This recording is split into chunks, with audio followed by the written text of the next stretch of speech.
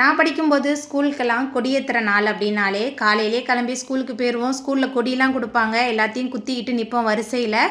அது கொடியேற்றி முடித்த பிறகு ஒரு சாக்லேட் இல்லைன்னா மிட்டாய் கொடுத்து வீட்டுக்கு அனுப்பிடுவாங்க. ஆனால் இப்போ உள்ள பிள்ளைங்களுக்கு அப்படிலாம் கிடையாது. உடனே லீவ் விட்டுடுறாங்க. கொடியேற்றுற டைமுக்காவது ஸ்கூலுக்கு வாங்க அப்படின்னு கூட சொல்ல மாட்டாங்க. சுதந்திர தினம் அப்படின்னாலே எங்கள் ஸ்கூலில் ப்ரோக்ராம்லாம் நிறையா இருக்கும். அதே மாதிரி விளையாட்டு போட்டிகளும் நிறைய வைப்பாங்க.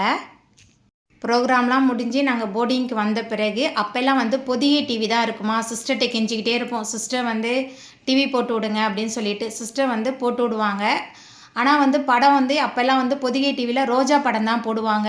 வருஷம் வருஷம் பார்த்தாலும் அந்த ரோஜா படம் தான் போடுவாங்க. படம் ரொம்ப சூப்பராக இருக்கும். இப்போ விதவிதமாக படங்கள்லாம் வந்தாலும் அந்த மெமரிஸ்லாம் இப்போ நமக்கு போயிடுச்சு. எதை மிஸ் பண்ணுறோமோ மிஸ் பண்ணலையோ ஸ்கூல் டேஸை ரொம்ப ரொம்ப மிஸ் பண்ணுறோம். அது வயசு ஆக ஆக நம்ம தூங்கும்போது நம்ம கனவுலையெல்லாம் அந்த ஸ்கூல் டேஸ் தான் போயிட்டுருக்கு. எத்தனை பேர் என்ன மாதிரி இந்த மெமரிஸோடு இருக்கீங்க அப்படின்னு சொல்லிட்டு சொல்லுங்கள்.